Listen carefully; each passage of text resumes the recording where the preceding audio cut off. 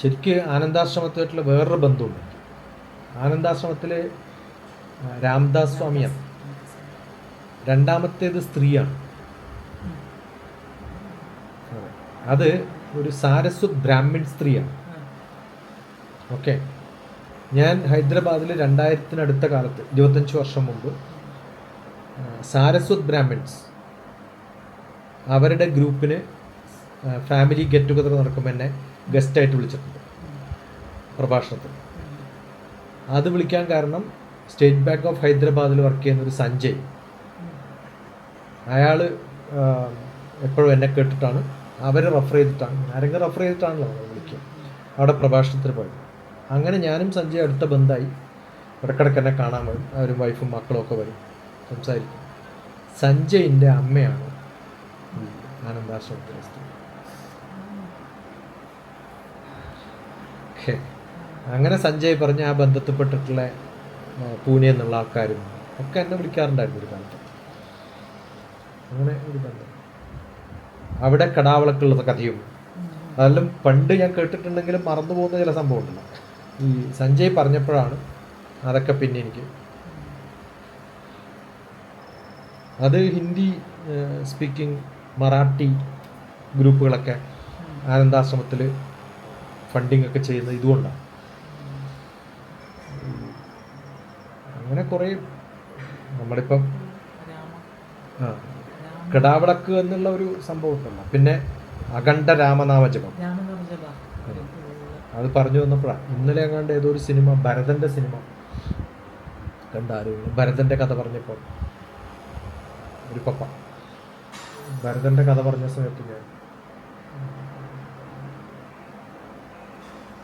രാമായണത്തിൽ എത്ര ശ്ലോകങ്ങളുണ്ട്, എത്ര ലൈൻസ് ഉണ്ടാവും? 40,000 മുതൽ 60,000 വരെ വ്യത്യസ്തമായ രാമായണം ഉണ്ടല്ലോ. ഏതായാലും 40,000 മുതൽ 60,000 വരെ ശ്ലോകങ്ങൾ. അതിൽ ചില അധ്യാത്മരാമായണമാണോ കൃത്യമായിട്ട് എനിക്ക് ഓർമ്മയില്ല, തോന്നുമ്പോൾ പറയുന്നത് ചെക്ക് ചെയ്യാം. കിളിപ്പാട്ട് രാമായണമല്ല, ഒറിജിനൽ ആ രാമായണത്തിൽ ചുരുക്കം ചില ശ്ലോകങ്ങൾ ഒഴികെ ബാക്കി എല്ലാ ശ്ലോകത്തിലും ഒന്നുകിൽ രാ അല്ലെങ്കിൽ മ ഉള്ള വരികളേ ഉള്ളൂ. കവിതകൾ എഴുതുമ്പോൾ രായും മായും ഇല്ലാത്ത എത്രയോ വാക്കുകളുണ്ട്. പക്ഷെ രായും മായും ഇല്ലാത്ത, അതുപോലെ ഇതിനടുത്തൊരു കാലത്ത് ഞാൻ ഒരു ഫോണറ്റിക്സിനെ കുറിച്ചുള്ള ഒരു സിനിമ ഉണ്ട്, ഫെയർ ലേഡി, ഇംഗ്ലീഷ് സിനിമ, പണ്ടത്തെ സിനിമ, ഓൾഡ്, ഞാൻ ജനിച്ച കൊല്ലം റിലീസായ സിനിമ, 1964 റിലീസായ സിനിമയാണ്. അപ്പോൾ അത് ഉണ്ടാക്കിയത് അതിന് മുമ്പായിരിക്കും. അന്നത്തെ കാലത്തൊക്കെ ഒരു സിനിമ ഉണ്ടാക്കണമെങ്കിൽ 3-4 കൊല്ലം ഷൂട്ട് ചെയ്യും. നല്ല സിനിമ, നല്ല ഒരു തീരെ ഈ ബ്രിട്ടീഷ് ഇംഗ്ലീഷിൽ ഫോണറ്റിക്സ് എന്ന് പറയുന്നത് വലിയ പ്രത്യേകതയാണ്. ആൾക്കാർ സംസാരിക്കുന്നതിൻ്റെ ഫോണറ്റിക്സ് മോശമാണെങ്കിൽ വീട് വാടക പോലും കൊടുക്കില്ല. അത്രയും അരിസ്റ്റോക്രാറ്റിക് ആൾക്കാർ താഴെ ആൾക്കാരോട് സംസാരിക്കാത്ത കാലത്ത് അങ്ങനെയുള്ള ആളെ ഫെയർ ലേഡിയാക്കി മാറ്റാൻ പറ്റുമോ? ഈ പൂക്കച്ചവടക്കാരിയായ ഒരു പെണ്ണിനെ ദത്തെടുത്ത് അവളുടെ ഫോണറ്റിക്സ് മാറ്റി രാജ്ഞിയുടെ അടുത്ത് പരിചയപ്പെടുത്തിയിട്ട് രാജ്ഞി അവളെ കൃത്യമായിട്ട് സ്പൈ ചെയ്യും, ഈ ലാംഗ്വേജ് കറക്റ്റാണോ എങ്കിലേ അവരോട് സംസാരിക്കുള്ളൂ. അങ്ങനെ ഇതിൽ പോയിട്ട് ജയിപ്പിച്ചു വിട്ടു ഇയാൾ. കാരണം ഈ ടെസ്റ്റ് ചെയ്യുന്ന ആളും ഈ പ്രൊഫസറുടെ ശിഷ്യനാണ്. നല്ല ബ്യൂട്ടിഫുൾ സിനിമ.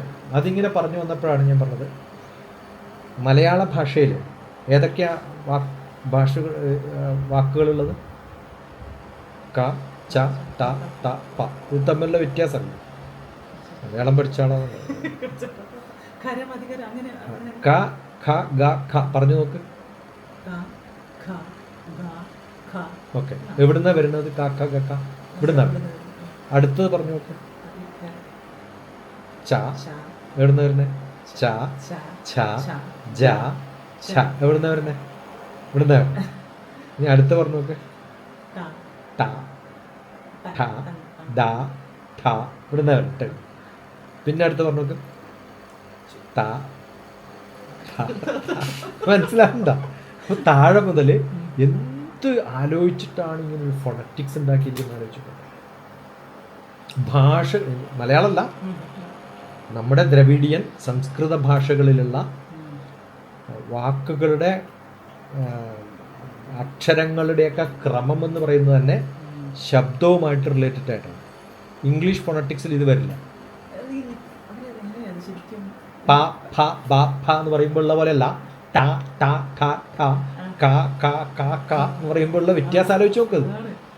ത്രോട്ട് മുതൽ ഇവിടെ വരെ ആ ക്രമത്തിൽ. അത് കഴിഞ്ഞിട്ട് പറയുന്നതോ യാ രാ, ഇത് ഫുൾ ട്വിസ്റ്റ് ചെയ്യുന്നതാണ്. യാ രാ ല വ ശ ഷ സ ഹ. എത്ര മലയാളം പഠിച്ചിട്ടുള്ള ആൾക്കാർ ഇതിനെക്കുറിച്ച് ആലോചിച്ചിട്ടുണ്ടെന്ന് വെച്ചു. ഇത് കമ്പാരിറ്റീവ് ലിറ്ററേച്ചറും വായനയും ഞാൻ പറയുന്നത് വളരെ രസകരമായിട്ട് നമുക്ക് പഠിക്കാം. ഇതൊന്നും ഒരു ജന്മത്തിൽ തീരുന്നതല്ല നമുക്ക് പഠിച്ചു കിട്ടുന്നതോ. ഇത് കവിത ജീവിതത്തിൽ ഫുൾ നോക്കിയാലും ഈ അറിവുണ്ടായിന്ന് വരില്ല. പക്ഷെ ഈ അറിവില്ലെങ്കിലും ജീവിക്കാം. അല്ല, അത് ഇറങ്ങണമെങ്കിൽ സത്സംഗം വേണം, ഇറങ്ങണമെങ്കിൽ സംഭാഷണം വേണം, ഇറങ്ങണമെങ്കിൽ കേൾക്കാനുള്ള ത്രാണിയും ആഗ്രഹവും ഉണ്ടാവണം. സൂപ്പർഫിഷ്യലായിട്ട് നമുക്ക് കുറേ കാര്യങ്ങൾ പറയാം. മനുഷ്യൻ്റെയൊക്കെ സ്വഭാവം ഇങ്ങനെയാണ്, അങ്ങനെയാണ്, ആ ജനിക്കുന്നത് ഇങ്ങനെയാണെങ്കിൽ. പക്ഷേ എൻ്റെയൊക്കെ ഭാഗ്യം എന്ന് വെച്ചാൽ നമ്മൾ ഗുരുക്കന്മാരുടെ അടുത്ത്, ഇപ്പം ഞാൻ ഇപ്പം പറഞ്ഞ ശ്രീകാന്ത് ആയാലും 2 പ്രാവശ്യമേ കണ്ടിട്ടുള്ളെങ്കിലും നമ്മളെക്കാളൊക്കെ എത്രയോ ഹൈറ്റിലുള്ള ഒരാളെ ആ സമയത്ത് പോയി കാണുക എന്നുള്ളത് ഒരു ഒരു ആ ഒരു ഒരു ഒരു ടച്ച് എവിടെയാണ്. അപ്പോഴാണ് നമ്മൾ ആലോചിക്കുന്നത് ഇങ്ങനെ കുറച്ച് വായിച്ചിട്ട് ഇതെനിക്കറിയാം പോലെ. അതിനേക്കാളും ഒരു ബുക്ക് ഇയാളുടെ അടുത്തുണ്ടെന്ന് നമ്മൾ കണ്ടുവല്ല. മനസ്സിലായി? അതാണ് പിന്നെയും ഡെപ്തോടു കൂടി അതിനകത്ത് റിസർച്ച് ചെയ്യണം താല്പര്യം ഉണ്ടാവുക ഒക്കെ ചെയ്യുന്നത്. ഈ അടുത്ത കാലത്ത് ആരോ ഒരാൾ ഗ്രൂപ്പിൽ എന്നോടൊന്നും ചോദിക്കാറില്ല, ആരെങ്കിലും ഉത്തരം പറയുമെന്ന് പറയും, ആരൊക്കെ ഉത്തരം പറയും. പക്ഷെ എന്നാലും എൻ്റെ മനസ്സിലത് കിടക്കും. അതുകൊണ്ടാണ് ആ ദേവീ സങ്കല്പത്തെക്കുറിച്ച് ഞാൻ കണ്ടിന്യൂസ് ആയിട്ട് പറഞ്ഞത്. അതൊരു നിമിത്തമാണ്. ശരിക്കും പറഞ്ഞാൽ അതേ സമയത്താണ് എനിക്ക് തോന്നുന്നു രശ്മി എന്നോട് ആ ദേവിയുടെ സങ്കല്പം ശാകംബരിയെക്കുറിച്ച് ചോദിച്ചത്. ഇത് രണ്ടും ബന്ധമൊന്നുമില്ല. എനിക്ക് തോന്നുന്നില്ല രശ്മി അത് വായിച്ചിട്ടാണ് അത് ചോദിച്ചത്. പക്ഷെ ഇത് രണ്ടും വായിച്ച സമയത്താണ് നമുക്കിത് ആലോചിക്കാനും ഒക്കെ പറ്റുന്നത്. ഇപ്പം ഞാൻ ദേവീ സങ്കല്പത്തെക്കുറിച്ച് കുറേ പ്രഭാഷണം നടത്തിയിട്ടുണ്ട്, ചെറുപ്പത്തിൽ പഠിച്ചിട്ടുണ്ട്. പക്ഷെ ഒരിക്കലും ദേവി മഹാത്മ്യം വായിക്കുമ്പോൾ ഭഗവത്ഗീതയായിട്ടൊന്നും ഞാൻ കമ്പയർ ചെയ്തിട്ടില്ല. ഇപ്പം ഞാൻ ചെയ്തിട്ടുള്ള കുറേ വീഡിയോസ് അത് ഞാനിതുവരെ എവിടുന്ന് കേട്ടതൊന്നുമല്ല. നമ്മളതിങ്ങനെ ആലോചിച്ച് വരുമ്പോൾ ഇതന്നെയാണല്ലോ അതും എന്നുള്ള ബോധം ഉണ്ടാവുക. മനസ്സിലായി? അത് 2 കാരണങ്ങൾ പഠിക്കുമ്പോൾ അത് രണ്ടും നമ്മൾ അതിൻ്റെ ഉള്ളിലേക്ക് ചിന്തിക്കുമ്പോഴാണ് ഇതുണ്ടാവുക. ആ ചിന്തകളൊക്കെ ഉണ്ടാകുന്നത് ആരോ ഒരു ലേശം എവിടെയോ ചോദിക്കുന്നുണ്ടാവും. അതല്ലെങ്കിൽ ഇപ്പം ഞാനങ്ങനെ ആവശ്യമില്ലാണ്ടൊരു കാര്യം ചെയ്യുന്ന ഒരാളല്ല. അങ്ങനെ ഒരു സംഭവം ഉണ്ടായാലും പിന്നെ അതിനെക്കുറിച്ച് അധികരിക്കുന്നുള്ളത് എൻ്റെ ഒരു കുഴപ്പമാണ്.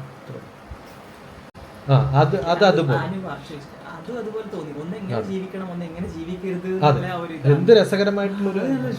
അത് മാത്രമല്ല, അപ്പോഴാണ് എനിക്ക് തോന്നിയത് ശങ്കരാചാര്യ ഇതിനെക്കുറിച്ച് എന്തോ ഒന്നും പറയാതിരുന്നത്.